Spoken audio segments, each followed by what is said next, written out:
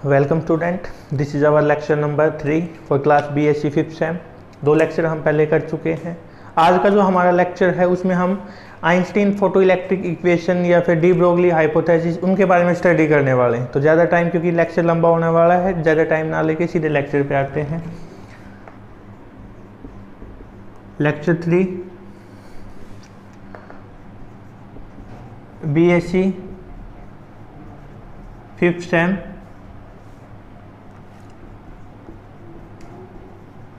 Paper 2 second paper चला हुआ हमारा। ठीक है, तो आज का हमारा जो पहला टॉपिक होने वाला है वो है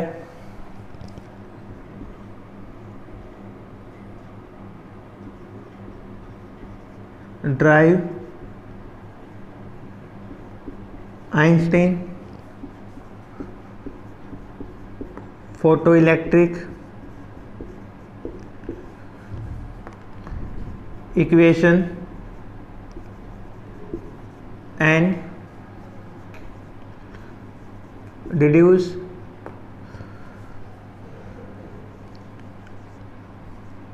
laws of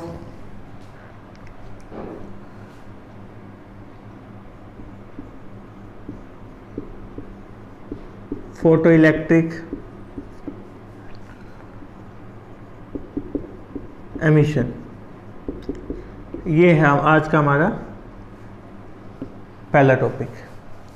ठीक है, शायद आर्टिकल सेकंड चला हुआ भाई, देख लेना थोड़ा बहुत चेंजमेंट हो तो। या फिर एक काम करते हैं, आज से पहले वाला सारा आपका बेसिक, आज से हम आर्टिकल फर्स्ट लेके चलते हैं इसको। जो भी था वो हालांकि सिलेबस का ही है, लेकिन एग्जैक्ट तो इसको हम आर्टिकल फर्स्ट से शुरू करते हैं।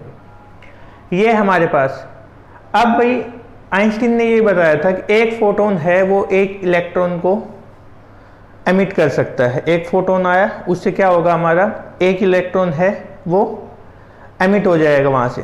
ठीक है, और उसकी जो एनर्जी थी, किसकी, जो इलेक्ट्रॉन एमिट होगा उसकी यदि हम बात करें तो वो जो एनर्जी है फोटोन की, वो 2 तरीके से यूज होती। चलो मैं इसके बारे में लिख लेते एक बार थोड़ा।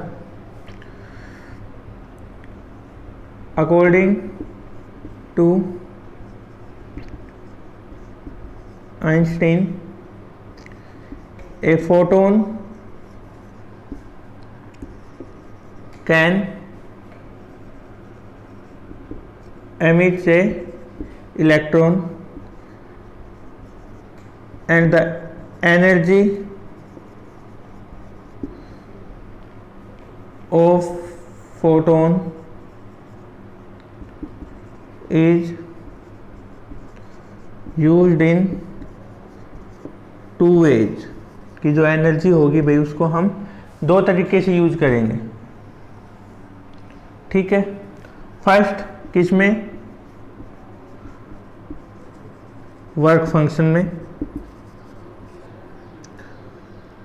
इसको हम फाई नोट से लेके चलते हैं। सेकंड वो यूज होगी किस में, काइनेटिक एनर्जी में। जो लास्ट था हमारे, उसमें भी मैंने बताया था कि काइनेटिक एनर्जी का क्या रोल होता है, वो नेक्स्ट उसमें हम पढ़ने वाले हैं। अब हमें एक बात पता है, क्या भाई, कोई भी आया आपके पास, उसने एनर्जी दी, वो 2 ही काम करने में यूज होगी। एक तो आपकी स्पीड को इंक्रीज करने में, दूसरा जो आप वर्क डन कर रहे हैं उसमें। इसमें वर्क डन क्या होगा हमारे पास, वर्क फंक्शन। नॉर्मली यदि मैं बात करूँ, आप लोग खाना खाते हो, मैं भी खाता हूँ, सब खाना खाते हैं। 2 तरीके से हम वो यूज करते हैं, किसमें, एक तो काम करने में, दूसरा शरीर को मजबूत बनाने में। 2 ही तरीके से हमारे खाने का यूज होता है। उसी तरीके से जो एनर्जी मिली वो 2 वे में हमने यूज की। फर्स्ट वे वर्क फंक्शन करवाने में, इलेक्ट्रॉन को वहां से हटाने में, दूसरा इलेक्ट्रॉन को काइनेटिक एनर्जी प्रोवाइड करने में। ठीक है, if H new is the amount of energy of photon, phi naught is the work function और फाई नोट की वैल्यू हमने निकाल रखी भाई एच न्यू नोट के इक्वल होती। न्यू नोट क्या है हमारे पास? थ्रेशोल्ड फ्रीक्वेंसी इन या four emission of a electron of mass m moving with a velocity v, then according to definition जो भाई हमें एनर्जी मिली वो किसके इक्वल होगी? Phi naught plus half m v square. Half m v square उसकी kinetic energy है, ठीक है। ये वो एनर्जी जो फोटोन की थी, वर्क फंक्शन फाई नोट आ गया हमारे पास, ठीक है। अब इसको चेंज करके हम लिख सकते हैं is equal to phi naught की जगह क्या लिख सकते हैं? H nu naught plus half m v square. यदि मैं यहाँ से भाई हाफ एम वी स्क्वायर की वैल्यू निकालूँ तो ये उस साइड चला जाएगा, ये बचेगा पॉजिटिव, तो h nu minus h nu naught. अब आप कहोगे सर ये उस साइड का नहीं, ये इसी साइड है, खाली लिखने का फर्क है। ये हमारा पॉजिटिव ही रहेगा, इसको हम दूसरी साइड भेज रहे हैं तो ये वैल्यू आएगी। यहाँ से h common, nu minus half m v square.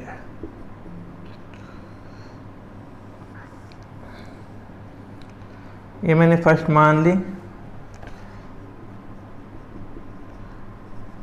This equation is known as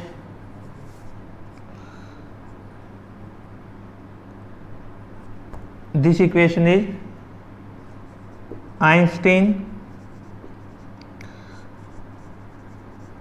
photoelectric equation. क्या बोलेंगे हम इसको? Einstein photoelectric equation. ये भी हमारे यहाँ तक का जो ड्राइव फोटोइलेक्ट्रिक इक्वेशन था वो पोर्शन यहाँ पे कंप्लीट होता है। दोबारा देख लो एक बार क्या बताया हमने कि जो हमें फोटोन से एनर्जी मिलेगी उसको दो जगह पे हम यूज करने वाले हैं। पहला कहाँ पे? वर्क फंक्शन में, दूसरा काइनेटिक एनर्जी में, ठीक है। Kinetic energy half m v square होता है, आपको पता है, half m v square kinetic energy का फॉर्मूला होता है, ये हमें पता है। उसके बाद हमने फाई नोट वर्क फंक्शन मान लिया, फाई नोट की वैल्यू पता है। ये क्या है? यहाँ पे थ्रेशोल्ड फ्रीक्वेंसी होती है, अभी मैंने पहले भी बताया था आपको, ठीक। अब हम बात करते हैं, कर सकते हो यहां तक आप?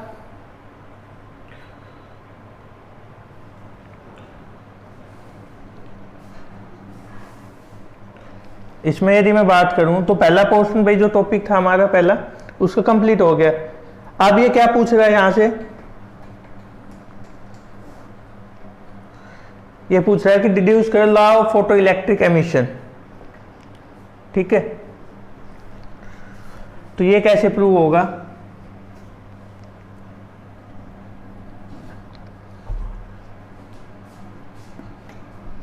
ये वाला पोर्शन ये कर चुके हैं।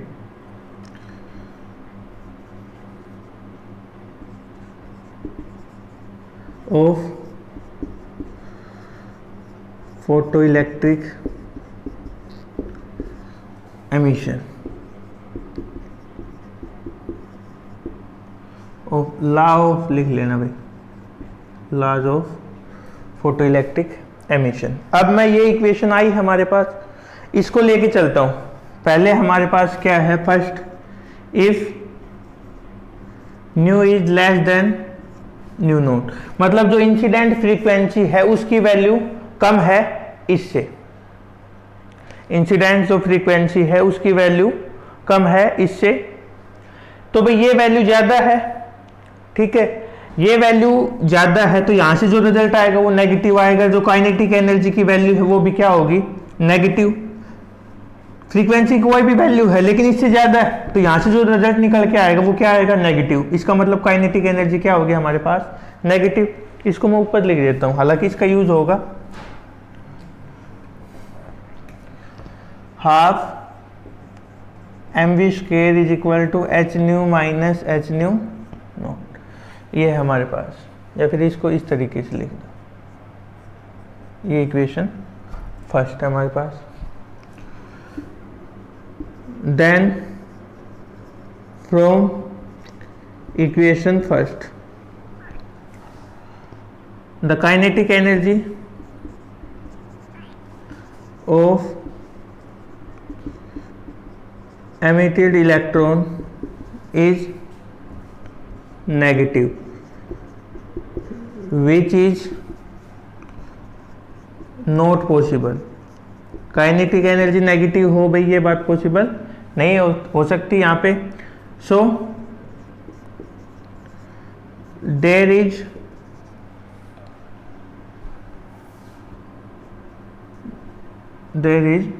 No emission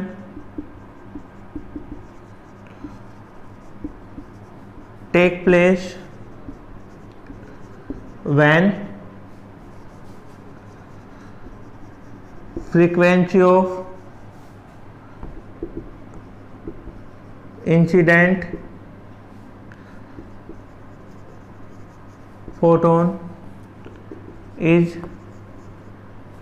less than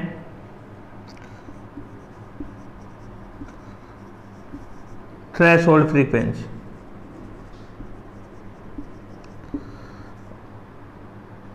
And this is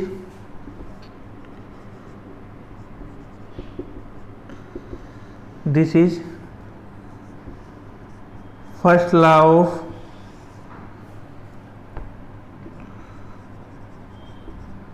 photoelectric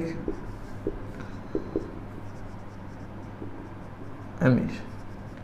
कर दी भाई, पहले हमने प्रूव किया कि जब हमारे पास इंसिडेंट फ्रीक्वेंसी है उसकी वैल्यू कम है थ्रेशोल्ड फ्रीक्वेंसी से, उस केस में क्या होगा, हमारे पास जो रिजल्ट बाहर आएगा वो काइनेटिक एनर्जी को नेगेटिव प्रूव कर रहा है। काइनेटिक एनर्जी नेगेटिव हो नहीं सकती यहाँ पे, तो हम क्या कहेंगे कि इसलिए भाई कोई भी एमिशन होगा नहीं उस केस में। क्यों? क्योंकि जो फ्रीक्वेंसी हमारी वो थ्रेशोल्ड फ्रीक्वेंसी से कम है। ये हमने पहले भी बताया था कि यदि हमारे पास जो फ्रीक्वेंसी है उसकी वैल्यू थ्रेशोल्ड फ्रीक्वेंसी से ज़्यादा होगी तभी वो काम कर पाएगा, अदरवाइज वो काम नहीं कर पाएगा। नेक्स्ट देखो, इसमें लिख लिया होगा आपने ये।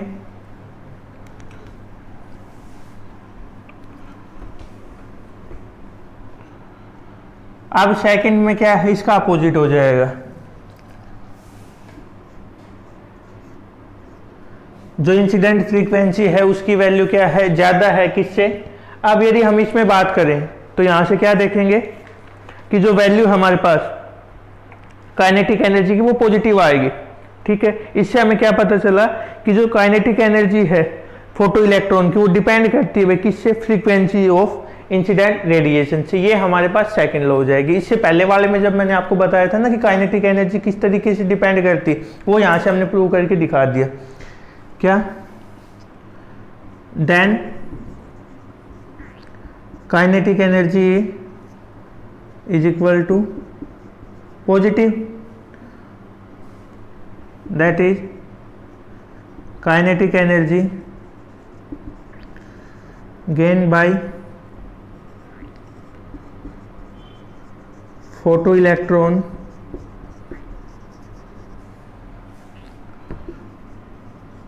Depend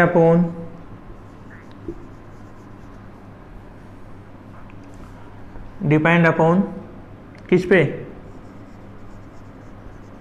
frequency of incident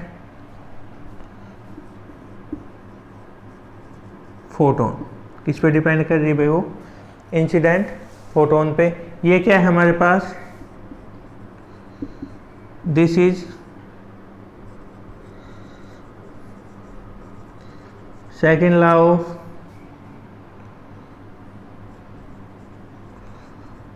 photo electric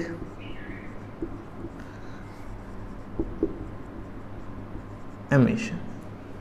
ठीक है, ये हमने यहाँ पे बता दिया भाई। क्या बताया है कि शुरू में हमने क्या लिया, एक फोटोन उस पर किया, क्या प्रोजेक्ट किया, उसके बाद हमने क्या देखा, उसकी जो एनर्जी है वो दो हिस्सों में डिवाइड होगी भाई। कहाँ कहाँ पे दो हिस्सों में डिवाइड हुई है वो, एक तो हमने इंक्रीज की है क्या हमारी वर्क फंक्शन में यूज की है, सेकंड हमने कहाँ पे यूज किया है उसका काइनेटिक एनर्जी में। ठीक है, एक वर्क फंक्शन में एक काइनेटिक एनर्जी में हमने उसका यूज कर लिया। उसके बाद हमें क्या पता चला कि भाई ये इक्वेशन आ जाएगी हमारे पास। ये इक्वेशन आने के बाद हमने क्या देखा कि यदि हमारे पास इंसिडेंट फ्रीक्वेंसी की वैल्यू कम है तो वहाँ पे काइनेटिक एनर्जी क्या हो जाएगी, जीरो, या सॉरी जीरो नहीं, नेगेटिव हो जाएगी। काइनेटिक एनर्जी नेगेटिव होने का मतलब है कोई भी एमिशन पॉसिबल नहीं है, इसलिए हमने इसका अपोजिट केस लेके चले। उसमें ये क्या होगी, पॉजिटिव पॉजिटिव होती है हमारे पास एमिशन हो गया। और काइनेटिक एनर्जी किस पे डिपेंड कर रही है, इंसिडेंट फ्रीक्वेंसी के ऊपर। ठीक है, नेक्स्ट देखो, आसान सा टॉपिक है, कर सकते हो आप।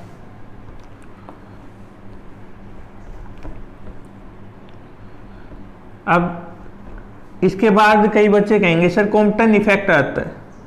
बिल्कुल आता होगा भाई, बुक में दे रखा होगा किसी में, लेकिन हम इससे पहले वो पढ़ेंगे जो इससे रिलेटेड।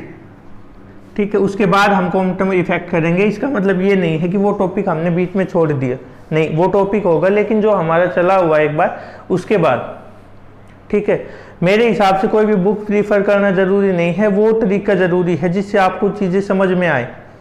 ठीक, धीरे धीरे बेशक हो लेकिन आपको समझ में आना चाहिए, वो जरूरी है। ये नहीं कि दिया हुआ क्या है। ठीक है, तो अगला टॉपिक हमारे पास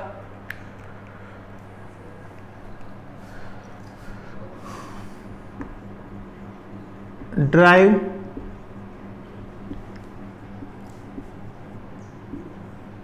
D Broglie hypothesis.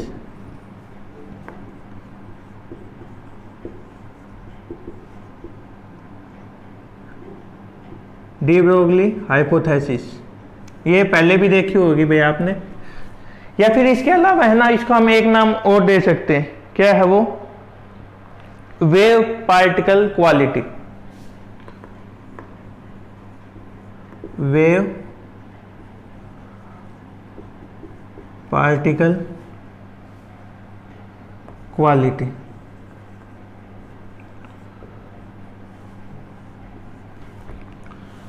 De Broglie hypothesis या वेव पार्टिकल क्वालिटी। अब हम पहले बात कर लेते हैं एक बार कि डी ब्रोगली हाइपोथेसिस है क्या।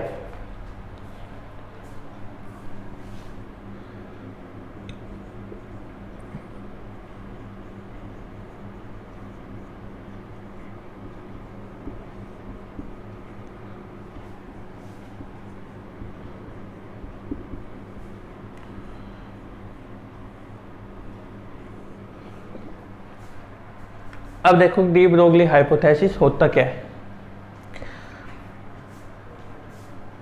नेचर के अंदर भाई सिमेट्री होती है, पहले ये मान के चले थे हम। नेचर सिमेट्री होती है, ठीक है। और इसने ये बताया था, इसको लिखना मत, एक बार समझ लो खाली पहले जो अभी बता रहा हूं, जब कहा जाए तब आप लिखना। नेचर सिमेट्री शो करता है, पहली चीज बताई गई। सेकंड हमें बताया गया कि नेचर है वो रेडिएशन और मैटर पार्टिकल से मिलके बना हुआ है, दूसरी चीज हमें ये बताई गई, ठीक है। तीसरी चीज हमें बताई गई कि भाई रेडिएशन है वो वेव नेचर शो करती है। क्या शो करती है, वेव नेचर, ठीक है। सिमेट्री का मतलब क्या है कि दो चीजें हैं, जो पहले वाला शो करेगा वही दूसरे वाला भी शो करेगा। सिमेट्री का मतलब ये होता है कि जो पहले वाले ने दिखाया हमें वही दूसरे वाला भी दिखाएगा, ठीक है। अब रेडिएशन है वो वेव नेचर शो कर रही है, पहला हमें बताया गया इक्वेशन फर्स्ट माने तो नेचर सिमेट्रिक शो करता है। जो नेचर है ये यहाँ पे कौन से यूनिवर्स में बात हो रही है, फर्स्ट नेचर सिमेट्री होगा। सेकंड हमें बताएगा कि रेडिएशन रेडिएशन एंड मैटर से मिलके बना हुआ यूनिवर्स, ठीक है। और यूनिवर्स में जब रेडिएशन वेव नेचर शो कर रही है तो भाई इन तीनों से हमें क्या मिला कि जो मैटर पार्टिकल हैं वो भी एक वेव के साथ जुड़े हुए हैं, एक वेव एसोसिएट होगी उन मैटर पार्टिकल के साथ भी, ये हमें बताया गया था। वेव जो जुड़ी होती है उसकी जो वेवलेंथ होगी वो होती है डी ब्रोगली वेवलेंथ। क्या होती है वो? De Broglie wavelength. ठीक है, ये है हमारे पास डी ब्रोगली हाइपोथेसिस। सबसे पहले हमें ये बताया गया कि जो नेचर है, नेचर लॉ सिमेट्री, कि universe is made up of radiation and matter. Radiation have dual nature, so for symmetry matter must have dual nature. Matter का भी क्या होना चाहिए भाई? Dual nature.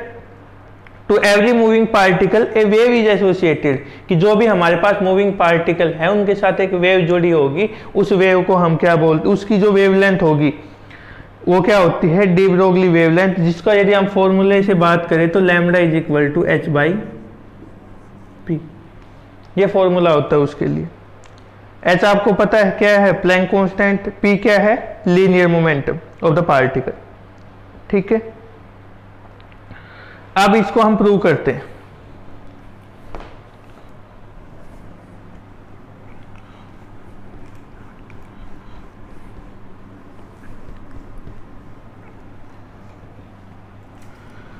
क्या थी भाई D Broglie hypothesis? Nature law symmetry,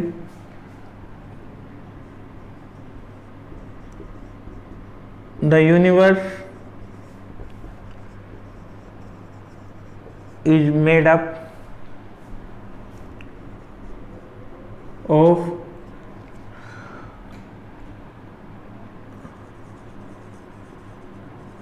radiations and matter. As radiation shows dual nature,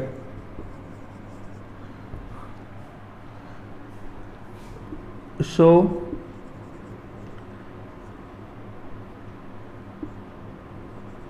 there is a wave also associated with matter particle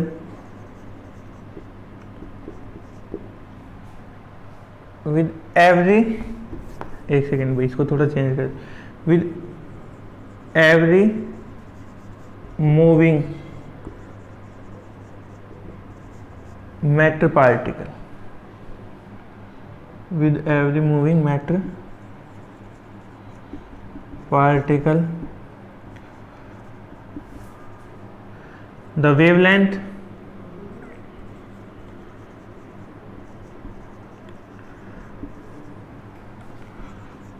associated with these particles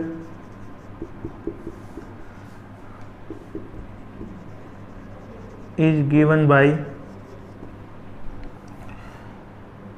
lambda is equal to h by p, where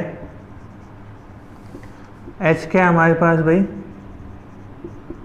Planck constant. p क्या है?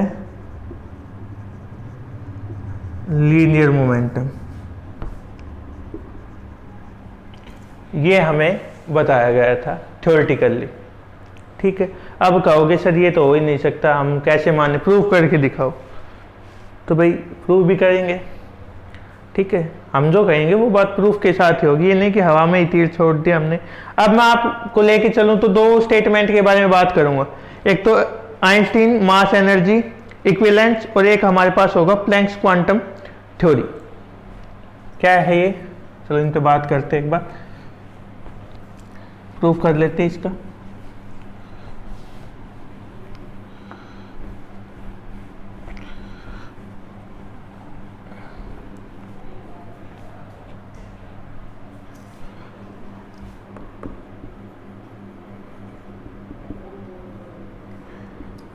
According to Planck's quantum theory, E is equal to h nu। ये अभी हमने energy पिछले वाले में भी use की थी, एनर्जी ऑफ फोटोन के बारे में जब हम बात कर रहे थे, ये मैंने फर्स्ट मान ली। According to Einstein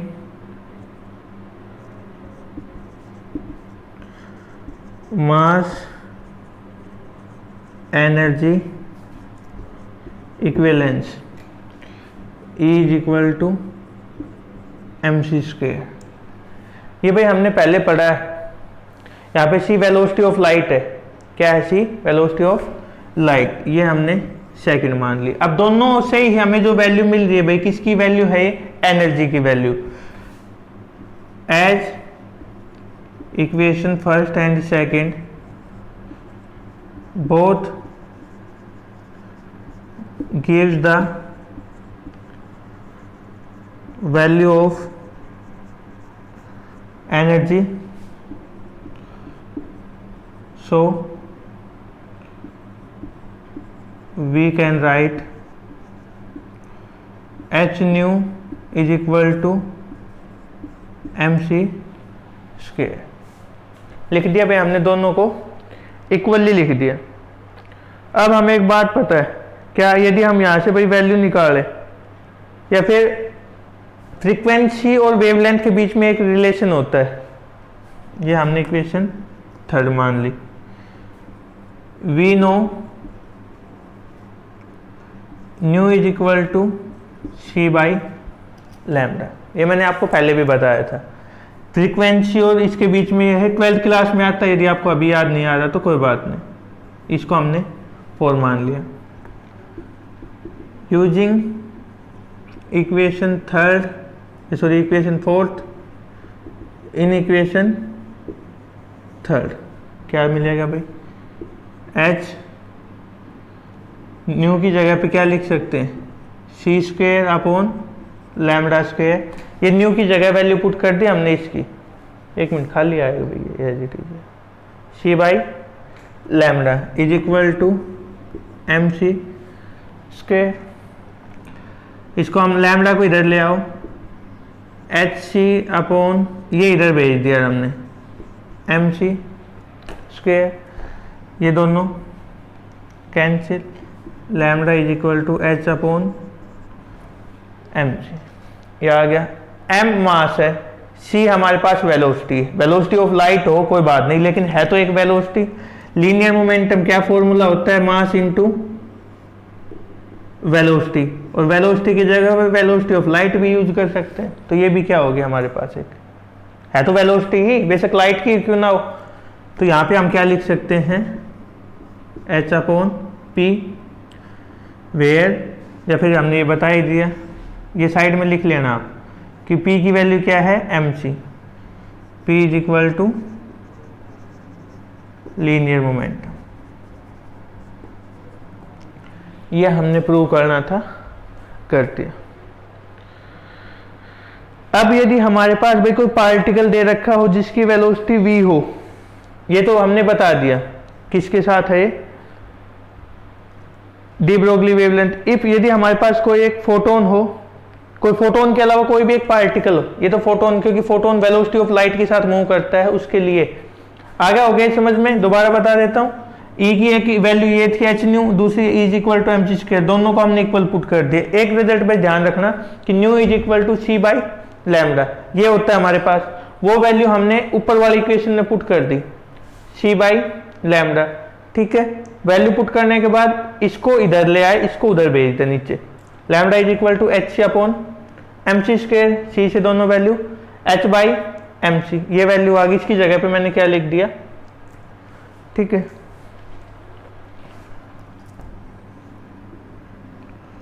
equation number 5।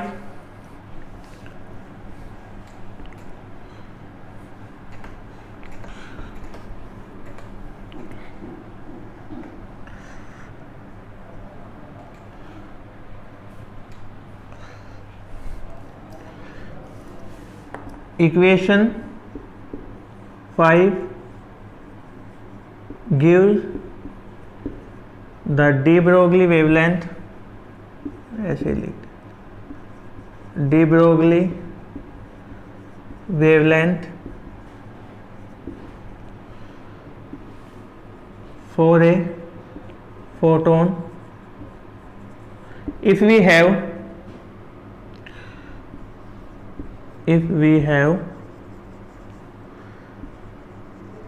any other particle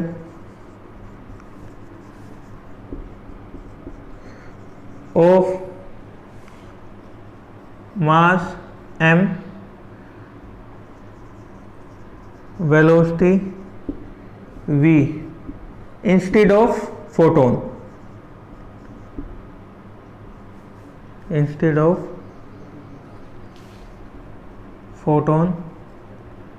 then क्या लिख सकते हैं भाई हम, then de Broglie wavelength is given by lambda is equal to h upon mv। यहाँ पे वेलोसिटी ऑफ लाइट की जगह पे हमने क्या यूज कर लिया भाई, mv। ठीक है, लिख सकते हैं इस तरीके से हम, कोई दिक्कत शायद आनी नहीं चाहिए आपको, आराम से यहाँ तक आप इसको कर सकते हो। अब हमारे पास भाई इससे रिलेटेड ही है, हालांकि टॉपिक यहीं तक होना चाहिए था, यही हमें खत्म करना चाहिए था, लेकिन जो अगला टॉपिक है वो इससे रिलेटेड ही है। मैं नहीं चाहता कि उसको हम नेक्स्ट लेक्चर के लिए छोड़े, उसको ही भी आज ही हम इसके साथ ही कंप्लीट करने वाले हैं। ठीक है,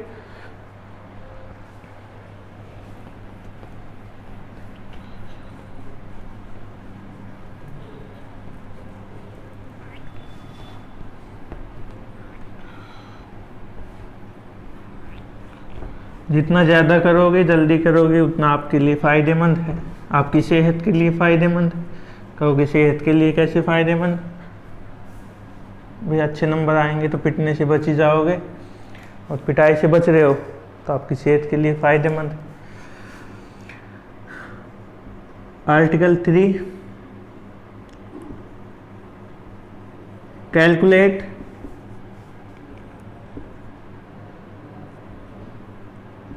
नंबर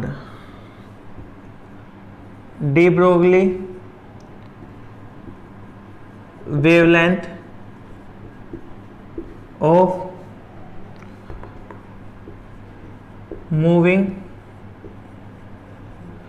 इलेक्ट्रॉन। ये क्या बला आ गई नहीं, calculate de Broglie wavelength of a moving electron के बारे में हमने बात कर रहे हैं। ठीक है, इसके लिए भाई क्या करना है हमें, सिंपल सी बात है, हमने एक इलेक्ट्रॉन कंसीडर कर लिया, कोई भी एक इलेक्ट्रॉन हमारे पास, मास m है, चार्ज उसके ऊपर E दिया हुआ है, एक पोटेंशियल डिफरेंस के साथ, पोटेंशियल डिफरेंस आपको पता है v से डिनोट करते, उसके साथ हमने एक्सलेट कर रखा है। यदि हमारे पास उसकी वेलोसिटी v हो और तो उसके लिए एनर्जी की वैल्यू निकालेंगे, वो उसकी काइनेटिक एनर्जी के इक्वल हो जाएगी, दोनों की वैल्यू इक्वल रख के हम रिजल्ट निकालेंगे। कैसे करेंगे वो देखो,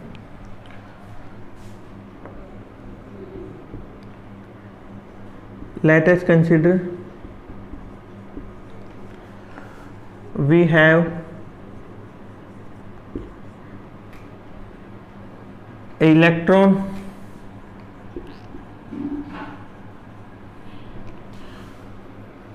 of mass m, charge E, accelerated through a potential V moving with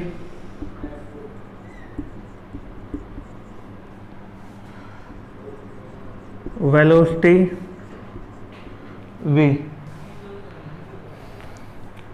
ठीक है। Then energy acquired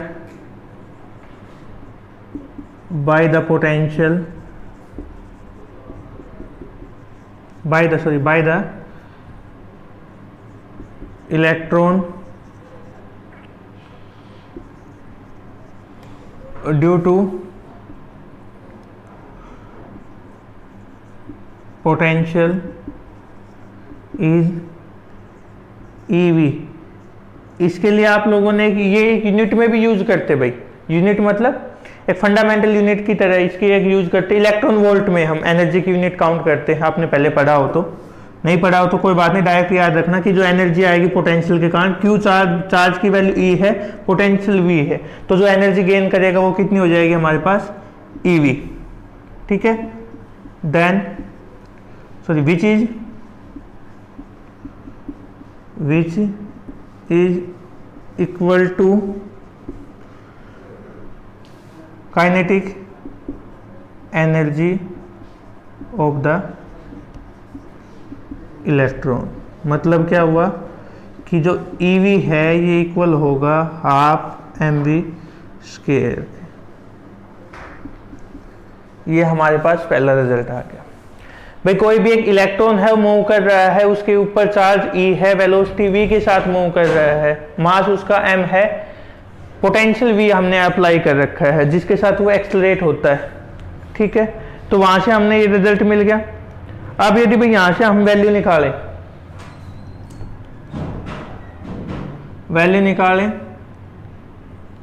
mv square is equal to किसके हो जाएगा भाई, 2ev के, किसके इक्वल हो जाएगा, 2ev के इक्वल हो जाएगा।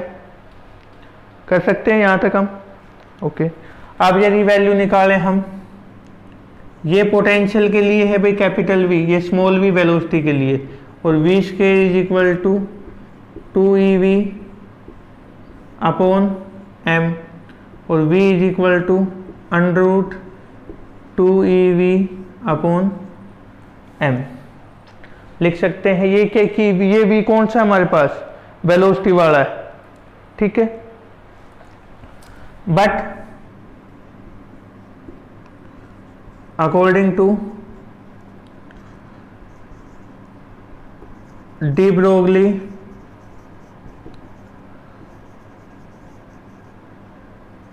हाइपोथेसिस,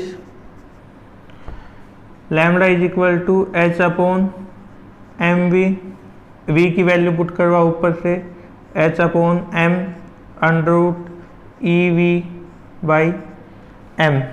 ये m रूट के अंदर है, ये बाहर है, तो ये कैंसिल होगा। इसको हम क्या लिख सकते हैं भाई, m को root m into root m लिख सकते हैं। यदि आप भी समझ में ना आए तो इस तरीके से आ जाएगा।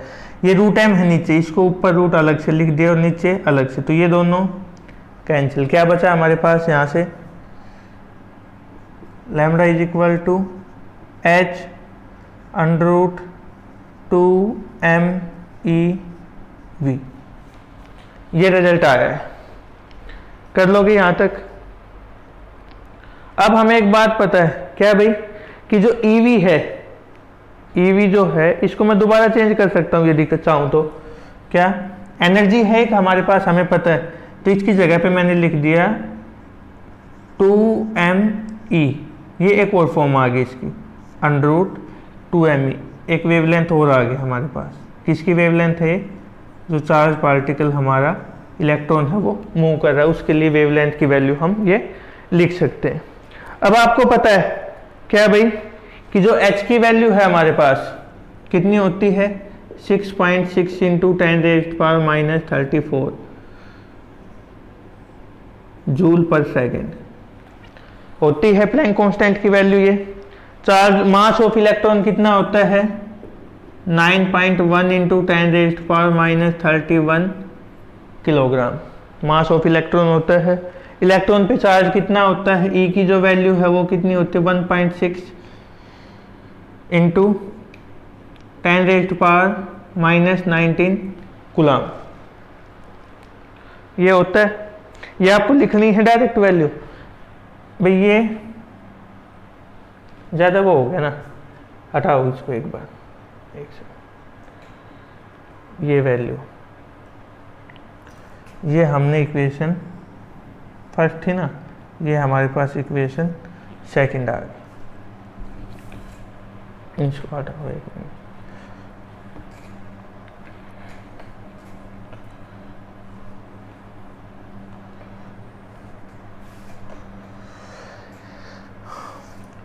Also E is equal to EV, so equation second can be written as lambda is equal to h upon 2m e का। we know h कितना है हमारे पास 6.6 इंटू 10⁻⁻34 जूल पर सेकेंड। मास ऑफ इलेक्ट्रॉन कितना होता है 9.1 इंटू 10⁻31 किलोग्राम। और क्या बच गया भाई, charge on electron 1.6 into 10⁻⁻19 coulomb. ये हमने सारी वैल्यू किस में पुट करनी है, पुट इन इक्वेशन 2। जो इक्वेशन 2 आई हमारे पास, इसमें हम ये वैल्यू पुट करेंगे भाई। जैसे ही हम ये वैल्यू पुट करते हैं,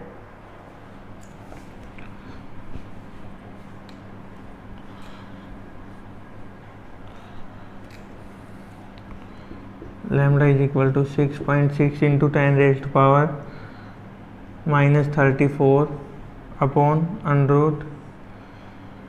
√2 इंटू 9.1 इंटू 10⁻31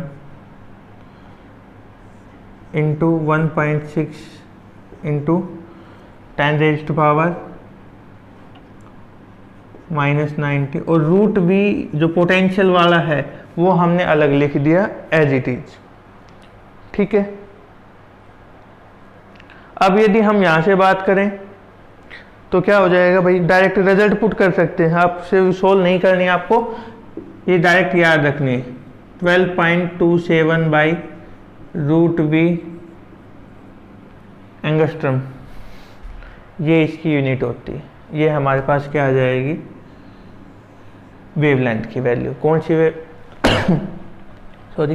कौन सी वेवलेंथ है भैया हमारे पास, ये वो वेवलेंथ है जो एक चार्ज, मूविंग चार्ज पार्टिकल होगा, मूविंग इलेक्ट्रॉन होगा हमारे पास, उसके साथ जो वेवलेंथ जुड़ी हुई होगी उसकी वैल्यू। ठीक है,